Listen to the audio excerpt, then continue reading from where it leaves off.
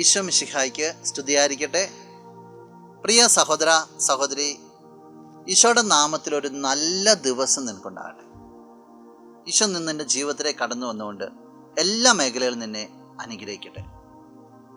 വിശുദ്ധ മത്തായി അറിയിച്ച സുവിശേഷം 6-ാം അധ്യായം 48-ാം തിരുവചനം. അതുകൊണ്ട് നിങ്ങളുടെ സ്വർഗസ്ഥനായ പിതാവ് പരിപൂർണനായിരിക്കുന്നത് പോലെ നിങ്ങളും പരിപൂർണരായിരിക്കുവിൻ.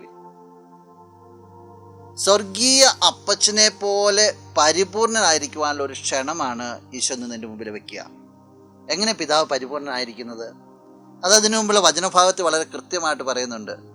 നീതിമാനെന്നോ നീതിരഹിതനെന്നോ അല്ലെങ്കിൽ ദുഷ്ടനെന്നോ ശിഷ്ടനെന്നോ നോട്ടമില്ല, യാതൊരുവിധ മാർജിനുമില്ലാതെ സ്നേഹവും കാരുണ്യവും ചൊരിയുന്നതിനെക്കുറിച്ച് അവിടെ പറഞ്ഞു വയ്ക്കുക.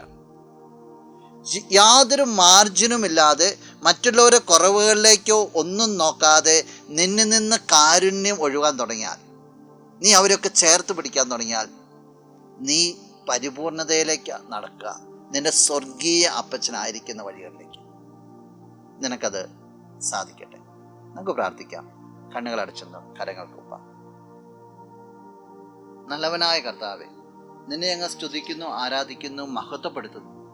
ഈശോയെ പരിപൂർണത ലക്ഷ്യം വെച്ചുകൊണ്ട് മുന്നോട്ട് പോകുവാനായിട്ട്, എല്ലാവരെയും ഒന്നുപോലെ ഉൾക്കൊള്ളുവാനായിട്ട്, സ്നേഹിക്കുവാനുമായിട്ട് ഈ വ്യക്തിയെ നീ സഹായിക്കണമേ. നിന്റെ നാമത്തിൽ ഈ ദിവസം അനുഗ്രഹിക്കപ്പെടട്ടെ. സർവ്വവിധ നന്മകൾ കൊണ്ടും കൃപകൾ കൊണ്ടും ഈശോയെ ഈ വ്യക്തി നിറയ്ക്കണമേ. നമ്മുടെ കർത്താവ് യേശു മിശിഹായുടെ കൃപയും പിതാവായ ദൈവത്തിൻ്റെ സ്നേഹം പരിശുദ്ധാത്മാവിൻ്റെ സഹവാസം നിന്നോട് കൂടി ഉണ്ടായിരിക്കും, ഇപ്പോഴും എപ്പോഴും എന്നേക്കും. ആമേൻ. ഹല്ലേലൂയ.